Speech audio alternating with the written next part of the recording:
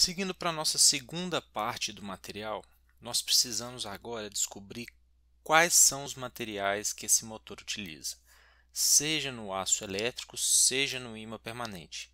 E para fazer isso, a gente precisa identificar o fluxo no entreferro, o número de espiras e com base nesses valores nós vamos montar um circuito magnético para poder calcular efetivamente e estimar efetivamente o material do ímã permanente. Então, antes da gente começar as nossas medições, vamos trabalhar com a constante fornecida pelo fabricante, que é o kV. O que esse kV traz de informação para nós?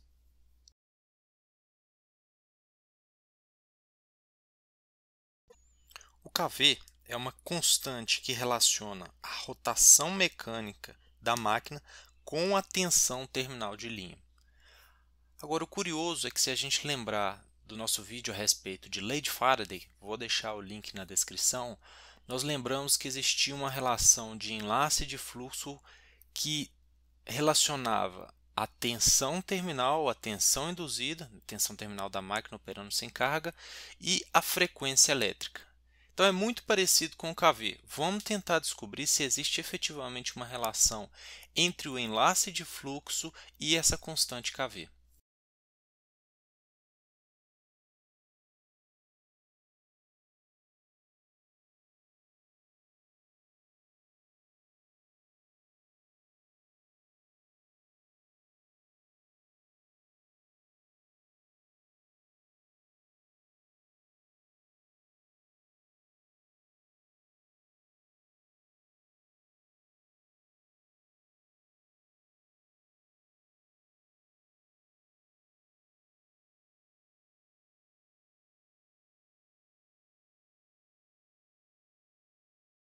Então, o que a gente fez foi simplesmente partir da lei de Faraday com o valor de pico. O chapéu aqui identifica o valor de pico da tensão de fase e o enlace de fluxo de fase e fomos calculando todos os parâmetros até encontrar a relação desse enlace de fase com a constante kV.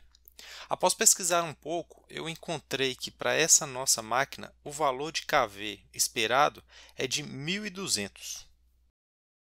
A única observação que eu deixo a respeito desse valor é que eu não tenho confiança sobre a fonte, mas vamos considerá-lo verídico por enquanto e vamos estimar qual que deveria ser o nosso valor de enlace de fluxo com base nesses 1200. Considerando o valor do fabricante, nós temos 9,28 vezes 10 a menos 4 volts segundos para o enlace de fluxo por fase. Para que a gente tenha uma estimativa aqui do valor de tensão terminal, vamos considerar uma frequência de aproximadamente 812 Hz. É claro que esse valor eu já tenho ele em mente, porque é uma das velocidades que eu consigo ajustar na hora que eu coloco o meu motor para rodar, e vamos ver qual que deveria ser a tensão de linha terminal nessa condição, considerando os 1200 de constante kV.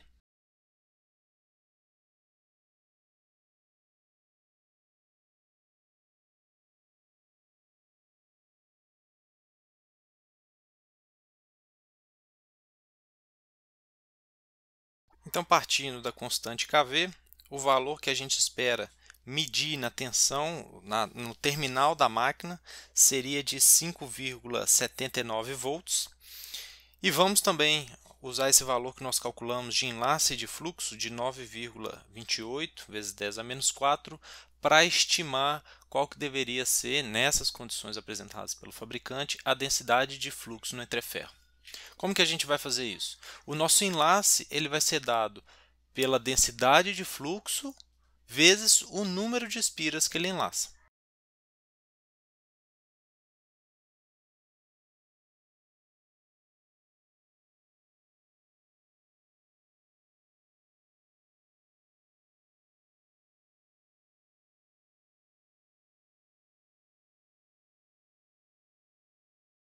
Então, como é que a gente vai fazer para calcular o valor da densidade de fluxo no entreferro? Nós pegamos o nosso valor de enlace, dividimos pelo número de espiras que estão enlaçando esse fluxo, a área, que é dada simplesmente pelo passo polar e a profundidade. Com isso, nós temos a densidade de fluxo no entreferro. Eu já coloquei alguns valores com base nas medições que já foram feitas no modelo 3D, também vou deixar o link na descrição, onde eu mostro que o nosso entreferro ele é bem pequenininho, ele é de 0,3 milímetros e o diâmetro interno do nosso estator de 21,5. Com isso, nós conseguimos todas as nossas dimensões. O que nós não temos é o número de espiras. Nós podemos simplesmente abrir a máquina, desmontar e contar o número de espiras. Com isso, nós vamos acabar destruindo a nossa máquina e não é o nosso objetivo.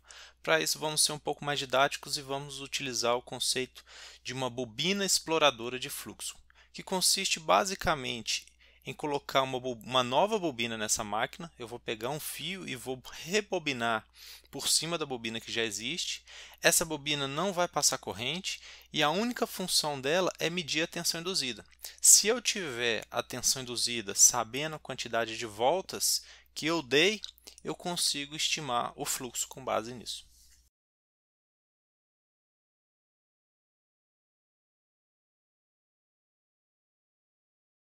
Para isso, eu vou fazer dois bobinamentos, vou posicionar duas bobinas exploradoras. A primeira delas eu vou enlaçar apenas o fluxo em um dente e a segunda eu vou enlaçar um conjunto completo da fase. Então, para isso a gente tem que primeiro identificar como que é feito o bobinamento dessa máquina, nós vamos chegar lá, e qual que seria a diferença entre a tensão terminal e a tensão enlaçada apenas por um dente.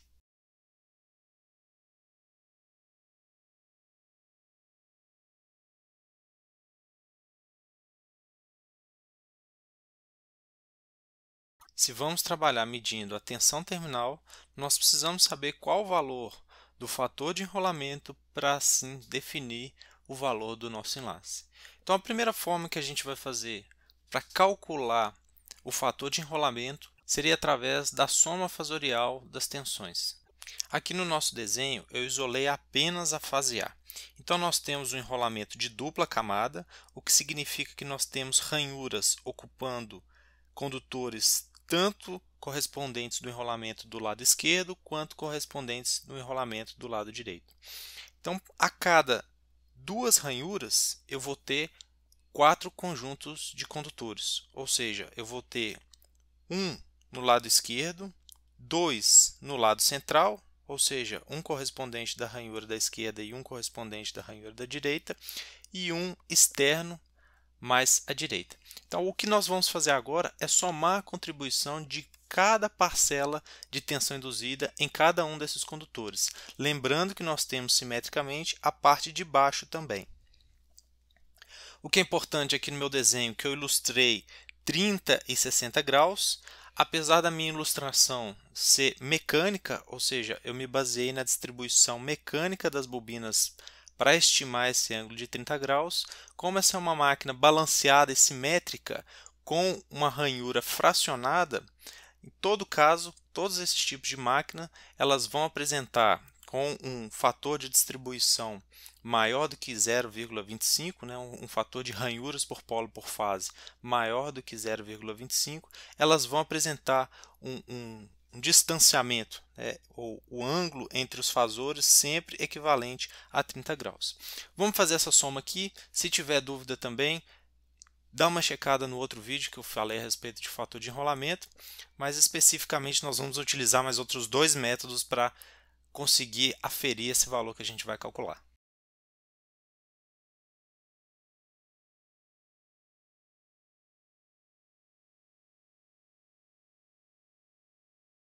Basicamente, a outra forma da gente calcular seria considerar a contribuição ou a parcela do encurtamento de passo que acontece nessa máquina. Ela não é uma máquina passo pleno, e a distribuição dos condutores nas ranhuras. Vamos calcular individualmente qual que seria o valor de Kp, que é em função do passo, e o Kd em função da distribuição.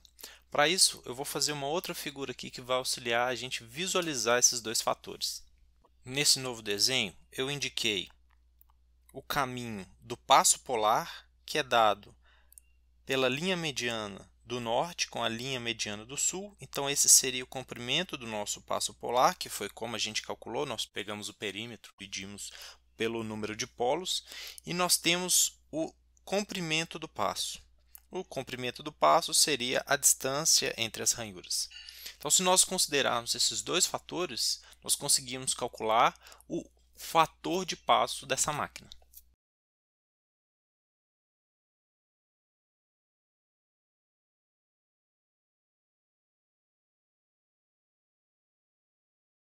O que é importante aqui é que nós calculamos o fator de passo apenas para as bobinas não simétricas, ou seja, para esse caso, já que essa bobina superior ela é simétrica à bobina inferior, ou seja, a contribuição de tensão desse dente vai ser a mesma do dente inferior.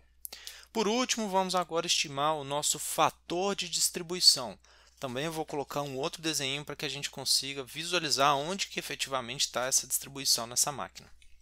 Vamos pensar o seguinte: nós temos um condutor que estaria posicionado no norte, outro condutor que estaria posicionado no sul, outro condutor também posicionado no sul pelo bobinamento ser invertido e um outro condutor posicionado no norte.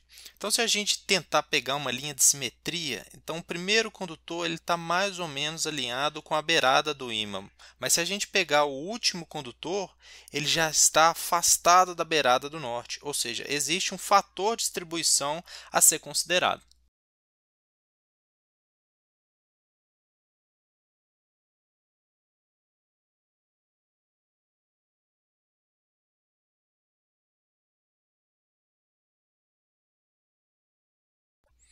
Essa máquina de ranhura fracionada ela não é muito trivial, então é difícil identificar qual que é esse ângulo αU elétrico para que a gente possa jogar na nossa equação e efetivamente calcular.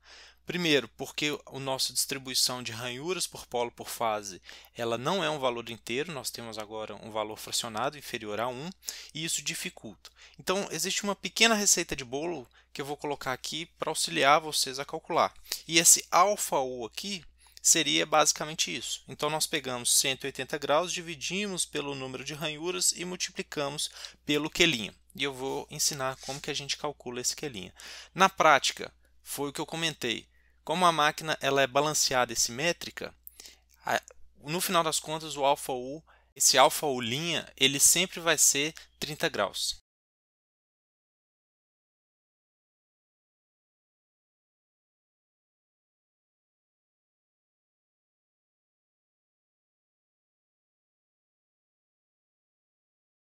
Então, nós precisamos achar esse Q' que relaciona, na verdade, o número de ranhuras distribuídas na simetria da máquina. Ou seja, se nós pegarmos a máquina, definirmos a região simétrica, nós temos quantas ranhuras distribuídas. Ou seja, minha fase A ela está distribuída em quantas ranhuras.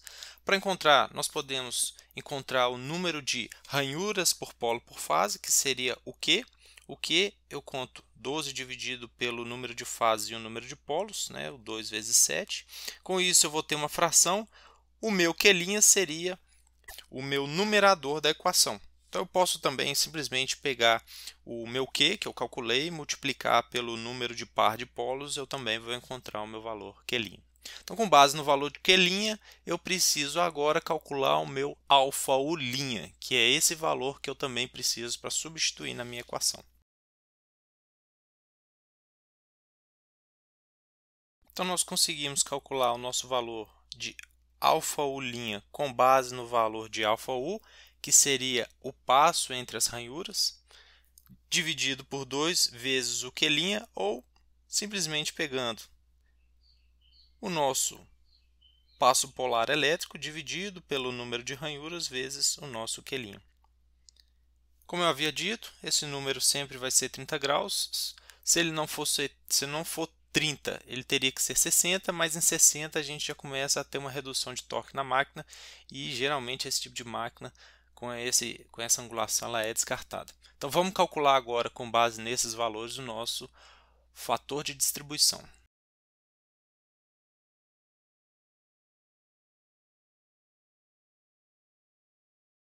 Com os valores calculados, nós encontramos exatamente o mesmo valor que nós calculamos pelo método dos fasores. Mas antes de prosseguirmos para o nosso ensaio, eu queria deixar aqui de referência dois sites muito bons que falam exclusivamente a respeito de máquinas a ímãs permanente, ou máquinas síncronas, né, comumente chamadas de brushless DC, que é esse Home Built Electric Motors e o Emitor. São dois sites onde a gente simplesmente coloca o número de polos e o número de dentes e ele dá para a gente não só, né, o fator de enrolamento, como também outras opções. Aqui, né, na primeira opção, se a gente preencher com 12 slots e 14 polos, aqui ele pede para a gente definir, né, se é uma camada simples ou camada dupla. No nosso caso, a camada dupla, minha ligação ela é em Y e ele dá exatamente o esquema de bobinamento que a gente precisa. Então eu tenho que seguir, na hora de fazer a minha bobina exploradora, né, vou entrar aqui na bobina 1, passar lá atrás, fazer o bobinamento, sair, voltar na bobina 2, do outro lado, né, fazer o bobinamento, inverter, chegar na 7, depois na outra, e aí eu tenho a terminação. Então eu vou medir a tensão nesse ponto e a tensão nesse ponto. Então essa seria uma bobina exploradora. A outra eu vou pegar qualquer dente desse e fazer um bobinamento. Depois que eu fizer esse bobinamento, eu vou pegar simplesmente os terminais e medir a tensão. Então é basicamente isso que a gente vai fazer. Então, basicamente, o que a gente precisa fazer é abrir esse motor e instalar as bobinas exploradoras dentro dele. Pegando o enlace, naturalmente, através da bobina exploradora, e a tensão induzida nessa bobina exploradora, a gente consegue estimar o número de espiras. Então, a gente tira, né, primeiro, o anel trava do eixo para conseguir sacar a carcaça externa. A gente consegue identificar todos os ímãs, né, como é que eles são montados. Temos um separador de alumínio na região externa, justamente para que os ímãs eles não se juntem, né, não ficar estritamente em função da cola. E o nosso estator, todo enrolado bonitinho. Agora a gente precisa identificar cada uma dessas regiões para que a gente possa, primeiro, seguir o esquema de bobinamento original, como eu mostrei para vocês, e botar uma bobina exploradora em apenas um dos dentes. Né? Então aqui eu identifico aonde que provavelmente estaria uma dessas ligações, seguindo as conexões. O motor ele é muito pequenininho, então é bem difícil identificar, mas aqui eu acredito que esteja na ordem certa, né? Identificando como esquema de bobinamento o dente 1 e 2, né? Vou contar 6 e vou colocar no sétimo, no sétimo e no oitavo, então assim eu consigo contar os 12, né, os 12 dentes, e com isso eu vou bobinar fazer a minha bobina exploradora seguindo a mesma sequência. Esse é o fio AWG mais fino que eu tenho aqui, um fio esmaltado. Basicamente eu vou fazer primeiro, vou tentar colocar 4 voltas em apenas um dente para conseguir pegar esse fluxo. Tem que tomar bastante cuidado para não arranhar esse condutor e provocar nenhum tipo de curto-circuito, mas aqui é tranquilo porque o fio é bem fininho, ele entrou com facilidade. Eu simplesmente escolhi aleatoriamente um dos dentes para conseguir alocar essa bobina exploradora.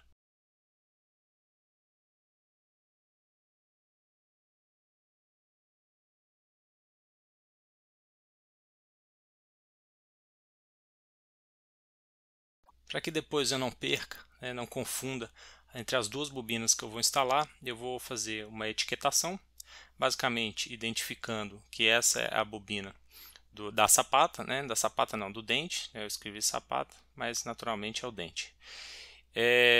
E vou fazer uma outra identificação para a bobina de fase, né, que é aquela que deveria ser a bobina principal. Lembrando que é apenas uma bobina exploradora, não circula corrente.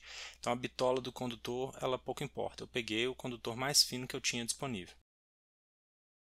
Então vou seguir o esquema de bobinamento, começando no 1, invertido no 2, seguindo para o 7 invertido e depois para o 8.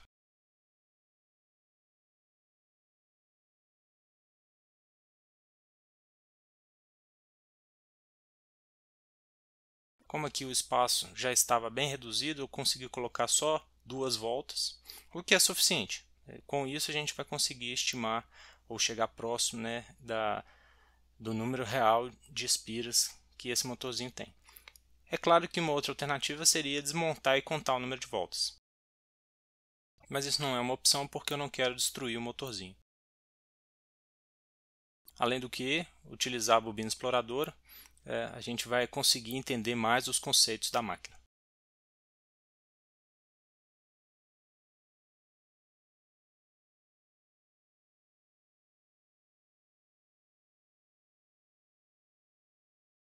Termino o fechamento, faço a amarração para que ele não solte. Na hora que ele estiver girando, o condutor não saltar e pegar no ímã, e vou, depois de cortar, fazer a etiquetação.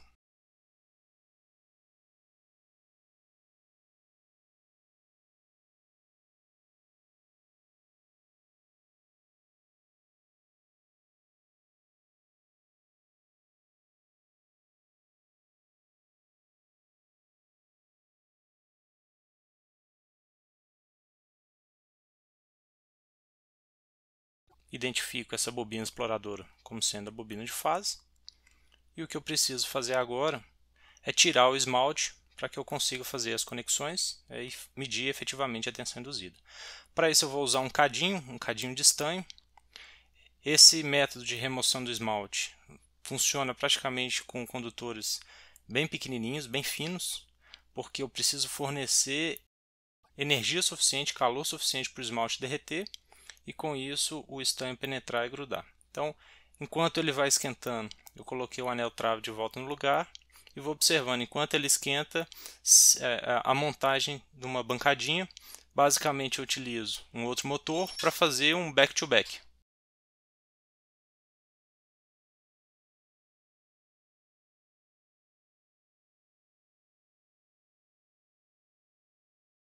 Vou pegar o outro motor, montar numa outra base.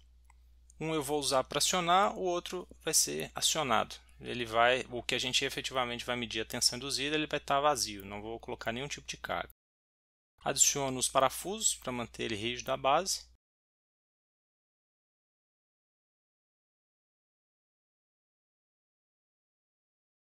Enquanto isso, meu cadinho está esquentando.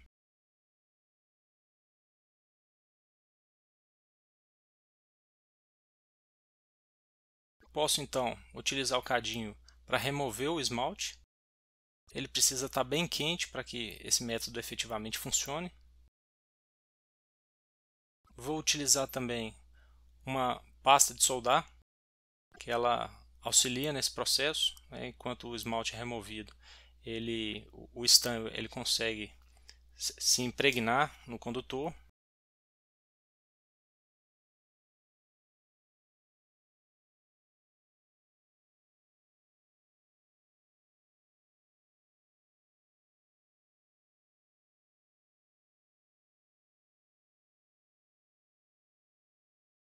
A temperatura está começando a chegar próxima do ideal, já dá para ver a fumaça saindo, então o acabamento ele fica bom. Vou dar só uma raspadinha para conseguir remover as impurezas e ter um perfeito contato nas pontas. As pontas finalizadas, posso remover o cadinho e vou fazer a montagem na bancada. Vai ser um motor montado face a face com o outro. Eu adiciono um acoplamento elástico, basicamente uma mangueirinha PU, se eu não me engano de 4 mm. Ela vai funcionar como nosso acoplamento elástico, para evitar vibração nos dois motores.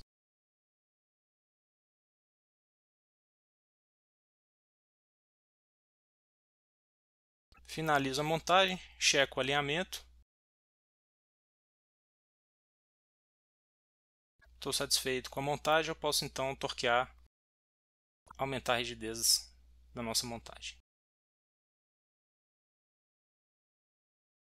Temos então uma bancadinha back-to-back, onde eu vou acionar o motor da direita e medir a tensão induzida no motor da esquerda. Para isso eu vou usar o ESC.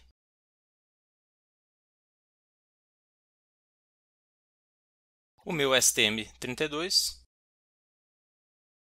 e as pontas do meu osciloscópio para medir a tensão de fase e a tensão na bobina exploradora. Eu vou usar a tensão de fase só para trigar a onda, para depois juntar os valores que eu medi.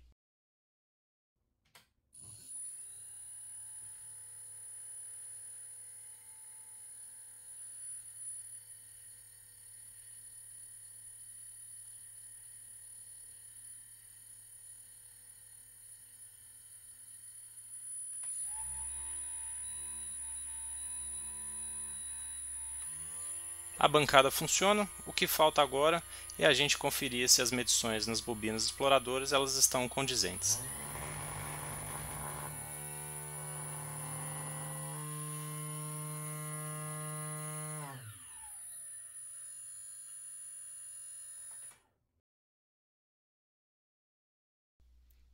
Com a nossa bancada montada, agora basta que a gente acione o motor e fazer as medições. Em amarelo a gente vai fazer a medição fase-fase e em azul nós estamos fazendo a medição da tensão induzida no dente. Vamos acionar o nosso motor e ver o que vai aparecer para a gente. A uma frequência aproximadamente de 550 Hz, nós temos uma amplitude de 7,8 volts e um valor RMS de 2,9 de tensão fase-fase e 238 mV para a sapata, 640 mV para amplitude na sapata. Vou acelerar só para ter mais um valor. Na verdade eu vou fazer 3 valores, não vai ficar um pouco barulhento. Então eu vou anotar esses 3 valores e depois a gente vai fazer as contas em cima dele. Eu vou desmontar e depois a gente vai fazer com a bobina completa.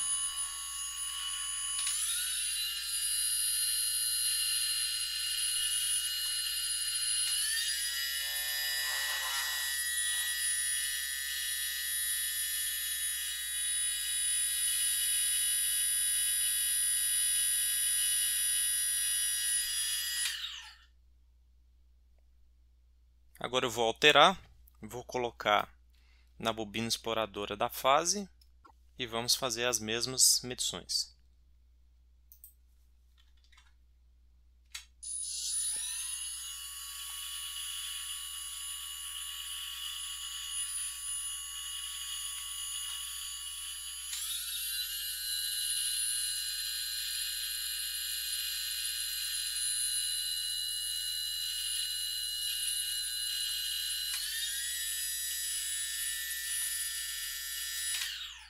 Vamos agora para o nosso papel para calcular o número de espiras que a gente obteve através desse método. Com base nas medições que nós realizamos, eu montei 2 tabelas, sendo que a primeira apresenta os valores da tensão de linha, tanto RMS quanto o valor de pico, para os terminais da máquina e a bobina exploradora de fase. Já na segunda tabela, eu considero o valor da tensão também de linha, no mesmo instante de tempo em que eu medi a tensão na bobina exploradora no dente. Então, com base em cada um desses valores anotados e com os valores de fator de enrolamento calculado para essa máquina, a gente pode estimar o número de espiras. Aqui só uma figura ilustrativa. O que nós temos então é um fator de enrolamento completo da máquina de 0,93 e para o dente de 0,96. Esses valores vão entrar na hora que a gente estiver usando a tensão medida pela bobina exploradora no dente. Agora, importante, na fase nós colocamos 2 espiras por dente.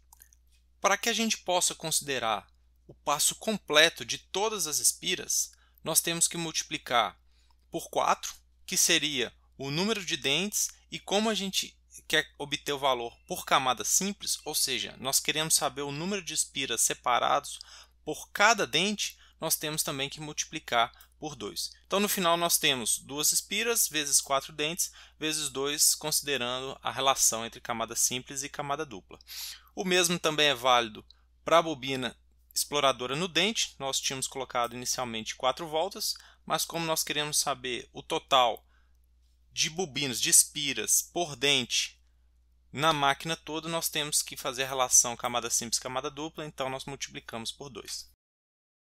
Com cada um desses valores nós montamos um vetor para a tensão de linha RMS e o valor de pico RMS. Obtemos então o valor de fase RMS e de pico RMS. Colocamos também o valor da tensão medida nas bobinas exploradoras de fase. Então nós estimamos qual deveria ser a tensão induzida se nós tivéssemos apenas feito uma espira. Ou seja, se existisse apenas uma volta, qual seria essa tensão? E com base nesse valor é que nós vamos efetivamente estimar o número de espiras. Ou seja, nós pegamos a tensão terminal, dividimos pelo que seria a tensão em apenas uma espira, e ao fazer essa divisão nós conseguimos encontrar a tensão, o número de espiras tanto para o valor eficaz e o valor de pico. Nos dois casos nós obtivemos uma média de cerca de 60 espiras. Calculando o valor médio de todas essas medições, nós temos exatamente as 60 espiras. Vamos validar agora se essa medição ela está correta através da bobina exploradora no dente. Seguindo a mesma metodologia, nós colocamos os valores medidos de tensão terminal de linha, tanto de pico quanto o valor eficaz. Colocamos também o valor de fase medido, que é o valor de linha dividido por raiz de 3, e as tensões medidas na bobina exploradora do dente. Aplicamos uma metodologia bem semelhante, ou seja, definimos qual que seria a tensão se existisse apenas uma espira, e com base nisso nós precisamos também pegar a tensão terminal, dividir pelo fator de enrolamento para considerar o enlace completo, e pegamos a tensão em apenas um dente e dividimos pelo fator de enrolamento de apenas esse dente, de forma que eu considere também um enlace completo. Dividindo um pelo outro, a gente tem o número de espiras. O que era de se esperar, nós obtivemos novamente os nossos 60 espiras no total. Então esse seria o valor, ou seja, cada dente da máquina ele tem 15 voltas. Como são 4 dentes, esses dentes eles estão em série, então nós temos 60 espiras na máquina. Agora que nós temos os valores medidos, vamos tentar estimar com base nesses valores e, naturalmente, os valores que nós calculamos para o fator de enrolamento, a densidade de fluxo no entreferro.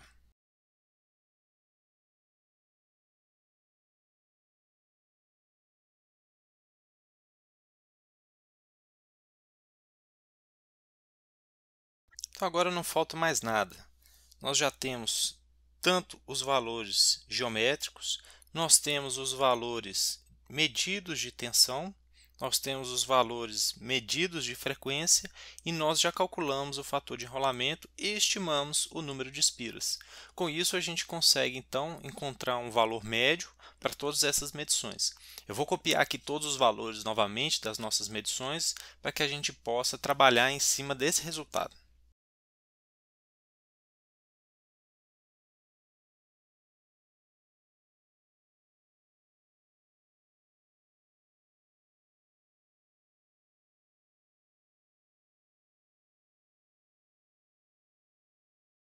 Antes da gente continuar, o que é importante a gente mencionar, essa frequência de 809 Hz ela é muito próxima ao que a gente já havia calculado.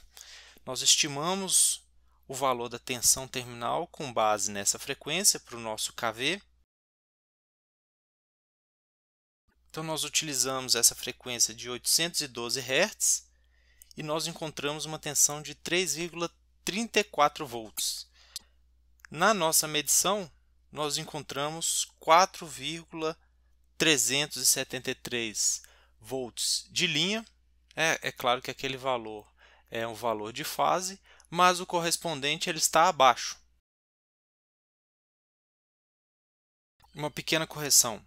O valor, na verdade, que nós estávamos perseguindo aqui é o valor de 5,79 e o valor que nós medimos foi o valor de 4,373, o valor bem abaixo. Então significa que o nosso KV ele está discrepante, provavelmente o nosso KV ele é um valor maior do que aquele que eu encontrei. A gente também pode estimar o valor do KV, mas antes disso vamos encontrar o valor médio da fundamental da densidade de fluxo e vamos encontrar o valor da onda quadrada dessa densidade de fluxo, considerando que nós calculamos sempre o valor fundamental aqui.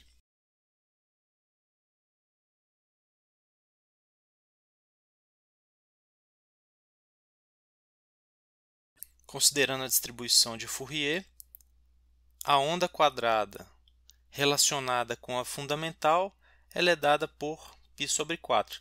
Com base nesses valores, a última coisa que a gente vai fazer aqui é calcular o valor real de KV.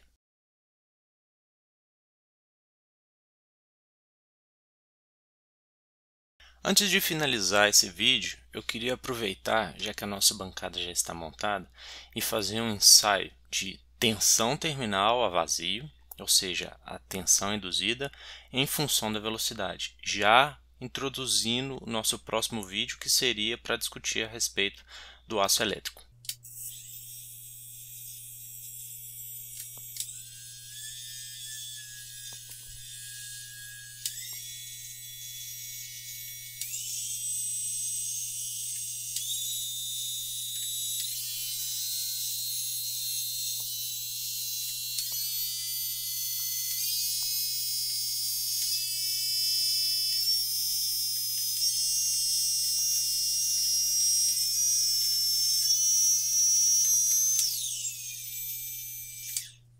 Por fim, os valores dessa nossa última medição. Eu montei uma tabela ilustrando a tensão de linha RMS e a frequência em cada instante que cada um desses pontos de tensão foi medido.